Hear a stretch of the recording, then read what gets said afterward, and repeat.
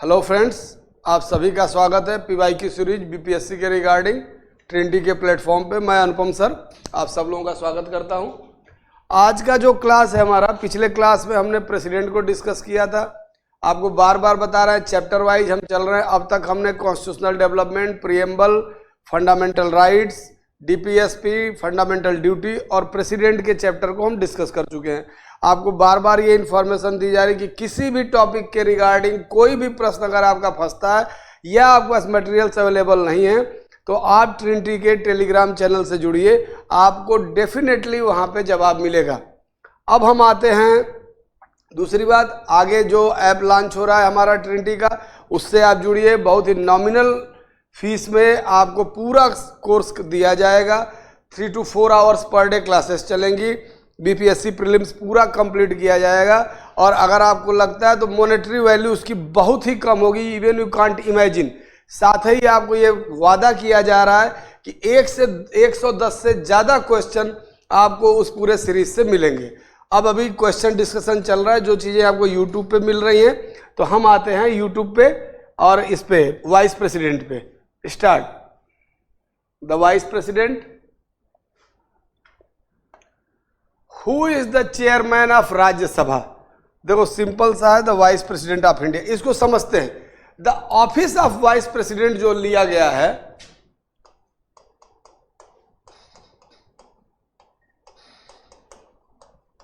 The office of vice president हम लेते हैं कहां से? ऑफिस ऑफ वाइस प्रेसिडेंट को हम लेते हैं यूएस से। और यूएसए में जो वाइस प्रेसिडेंट होता है वो हेड होता है हेड ऑफ सीनेट। और senate is the upper house of USA. और आपको बता चुके, vice president does not has any work as the vice president. उपराष्ट्रपति के रूप में कोई काम नहीं करता है। उसका सिर्फ एक काम है कि in case if president is absent due to any reason, either he died और he ill, in that situation vice president act as a president and he enjoy all the facilities like president.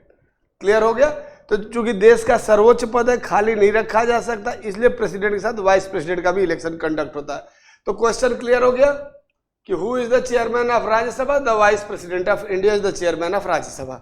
Next question पे चलते हैं। Who is the ex officio chairman of Rajya Sabha? Same repetition है, जो भी vice president होगा वही ex officio chairman होगा। Clear हो गया? Next question.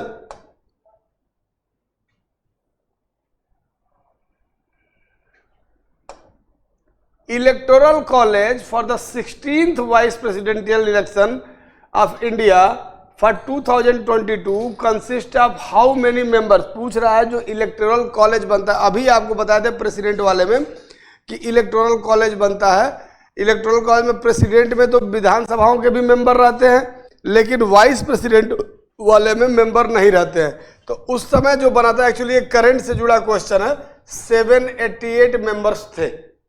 क्लियर हो गया? 233 elected member of Rajya Sabha, 12 nominated member of Rajya Sabha, मतलब 245 राज्यसभा के। अब इसमें आपको पता ही होगा, इलेक्टेड एंड नॉमिनेटेड, मनोनीत, 12 लोगों को राष्ट्रपति मनोनीत करता है from the field of literature, art, literature, science and social work. तो 12 लोगों को प्रेसिडेंट नॉमिनेट करता है, 233 इलेक्टेड होते हैं, 245 ही हो गए और 543 लोकसभा के मेंबर जोड़ लीजिए, 788 मेंबर्स थे। क्लियर हो गया? नेक्स्ट,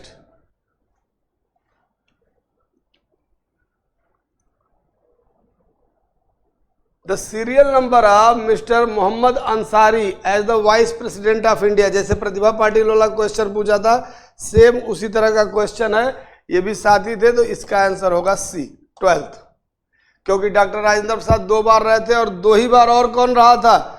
2 ही बार और रहे थे आपके सर्वपल्ली राधाकृष्णन। क्लियर हो गया। नेक्स्ट क्वेश्चन पे चलते हैं। अब वाइस प्रेसिडेंट के क्वेश्चंस खत्म हो गए और इसी से जुड़ा काउंसिल ऑफ मिनिस्टर है, तो काउंसिल ऑफ मिनिस्टर्स के क्वेश्चंस को देखेंगे। पहला, the council of ministers in a state is a collectively responsible to the legislative assembly, the chief minister, the governor, more than of the above, none of the above. देखो collective responsibility का जो principal है आप समझिएगा कैसे decide होता है। मैं बनाता हूं ऐसे लिखिए, स्टेट गवर्नमेंट और स्टेट गवर्नमेंट के 3 ऑर्गन्स बन गए, legislature, executive and judiciary. Judiciary state में हो जाएगी हाई कोर्ट, लेजिस्लेचर हो जाएगा विधानसभा एंड विधान परिषद, एग्जीक्यूटिव हो जाएगा governor plus CM and council of minister. Governor जो हो जाएगा नॉमिनल या कॉन्स्टिट्यूशनल हेड हो जाएगा, सीएम जो होगा ये रियल होगा। Which political party have majority in Vidhan Sabha, जिस राजनीतिक दल के पास बहुमत होगा विधानसभा में वो बनाएगी अपनी काउंसिल ऑफ मिनिस्टर। अब इनकी मेजॉरिटी को चेक करने के लिए तो ये अकाउंटेबल होते हैं, जो क्वेश्चन आवर, 0 आवर सारा आप देखते रहते हैं लेजिस्लेचर के प्रति, द लेजिस्लेटिव असेंबली। क्लियर हो गया। काउंसिल ऑफ मिनिस्टर का पहला क्वेश्चन अच्छा क्वेश्चन था। दूसरे क्वेश्चन पे आते हैं। The prime minister of India is the head of, obvious सी बात है, सेंट्रल गवर्नमेंट। इसमें क्या सोचना है, अभी आपको बताए थे पीछे गवर्नमेंट के 3 ऑर्गन्स, लेजिस्लेचर, एग्जीक्यूटिव, जुडिशरी। अगर सेंट्रल लेवल है तो सुप्रीम कोर्ट, यहाँ पे हो जाएगा president plus PM and council of minister. Legislature Lok Sabha, Vidhan Sabha, president nominal head, एक और शब्द इस्तेमाल होता है de jure, PM and council of minister de facto. इस शब्द को ध्यान रखिएगा, क्वेश्चन कर सकता है, मतलब रियल। अब क्वेश्चन पे आते हैं। The prime minister India head of the central government, ये देखिए real head of the central government prime minister. Clear हो गया। Next question.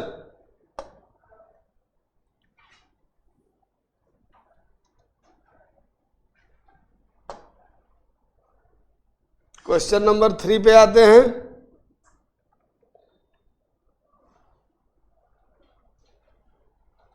The prime minister of India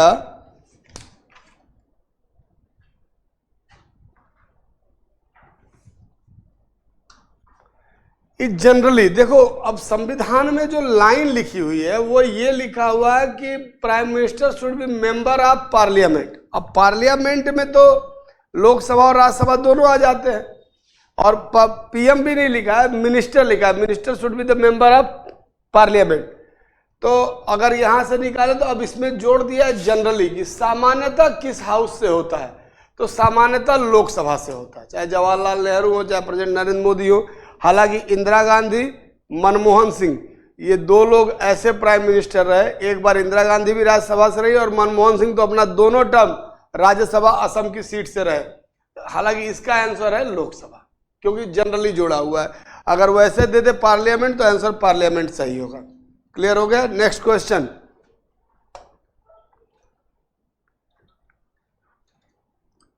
who is the head of national defence committee? अच्छा question है। Who is the head of national defence committee? देखो जो भी important matter होते हैं उन सबों के हेड जो होते हैं वो प्राइम मिनिस्टर होते हैं। जैसे अजीत डोभाल जी इस समय डिफेंस सिक्योरिटी एडवाइजर, तो इनसे भी क्वेश्चन बनता है, तो कौन हेड होगा? तो prime minister is the head of. Next question.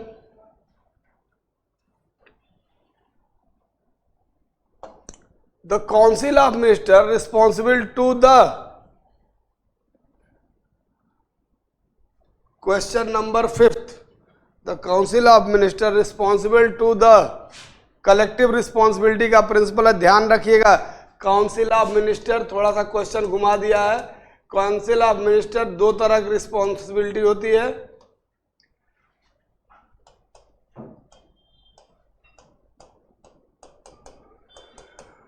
बना लीजिएगा इसको, एक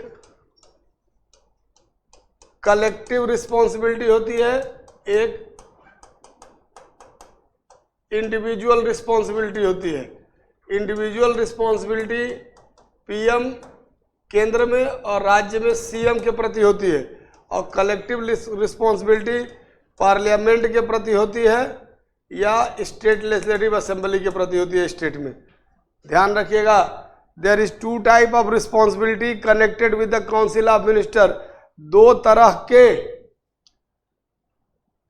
जिम्मेदारियां मंत्रिपरिषद पे होती हैं, एक सामूहिक, दूसरा इंडिविजुअल।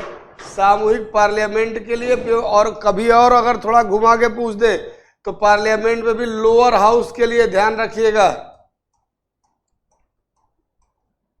लोअर हाउस के लिए काउंसिल ऑफ मिनिस्टर अकाउंटेबल होता है।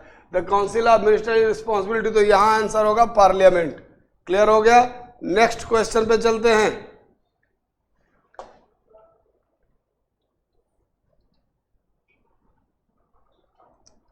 The Prime Minister of India is responsible to,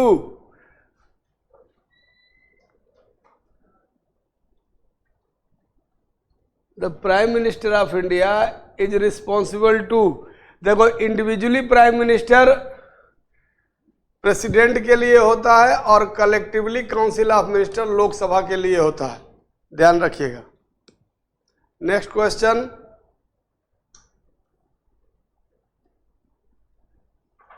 union council of minister is collectively responsible to,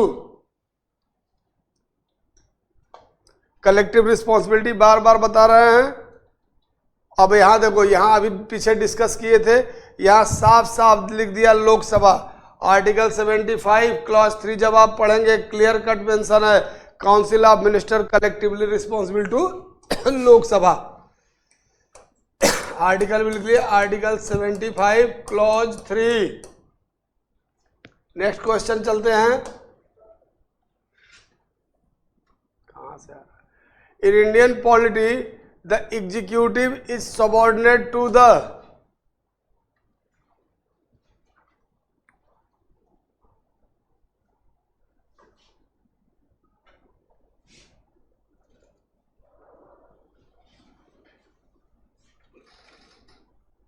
इस क्वेश्चन को देखते हैं। In Indian polity the executive is subordinate to the judiciary, legislature, election commission, union public service commission. Legislature, बार बार यही figure polity में आपको ध्यान रखना है। गवर्नमेंट 3 ऑर्गन्स,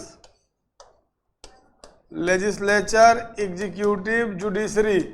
चूंकि हमारे यहाँ पार्लियामेंट्री फॉर्म ऑफ गवर्नमेंट है, संसदीय प्रणाली है, तो executive is integrated part of legislature, that's why executive accountable to legislature. कितने बचे हैं?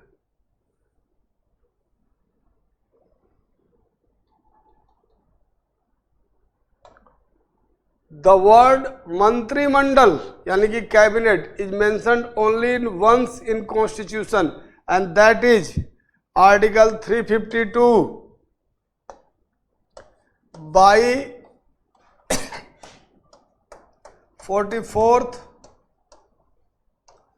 Amendment act. ध्यान रखिएगा, at everywhere there is the use of term council of minister in the constitution. केवल एक जगह मंत्रिमंडल या कैबिनेट शब्द का प्रयोग किया गया है और वो है नेशनल इमरजेंसी के regarding article 352। National emergency can impose in India only on the written recommendation of cabinet. This line insert by 44th constitutional amendment act, इस बात को भी आप ध्यान रखिएगा। Next question,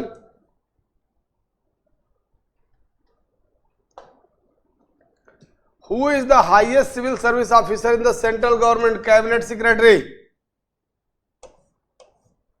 cabinet secretary, this is a dream of each and every IAS officer. और एक चीज और बता दे रहे हैं, अगर स्टेट के रिगार्डिंग ये पूछ दे, यहां सेंट्रल गवर्नमेंट पूछा है, यहां कह दे state government, then answer is chief secretary.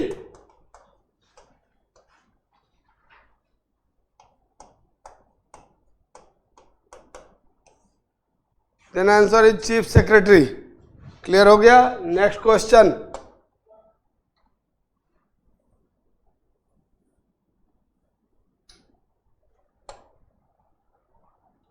Which of the following constitutional amendment act restricted the size of council of minister 15%?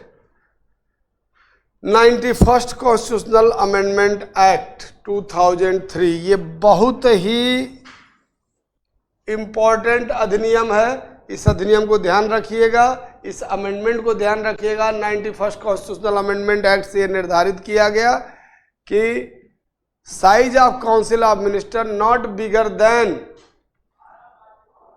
15% of lower house in centre as well as in state including prime minister and chief ministers in states. Clear हो गया? 91st constitutional amendment. Okay, thank you. बाकी आपको बार बार बताया जा रहा है कि Trinity के प्लेटफॉर्म से जुड़िए। प्रश्नों की बौछार सीरीज, 110 से ज़्यादा की क्वेश्चंस की गारंटी। किसी भी तरह के मटेरियल की रिक्वायरमेंट हो तो हमारे टेलीग्राम चैनल से जुड़िए। आप जो भी आपका क्वेश्चन हो उसको आप उस पर प्रेजेंट करिए, आपको जवाब डेफिनेटली मिलेगा। Thank you very much.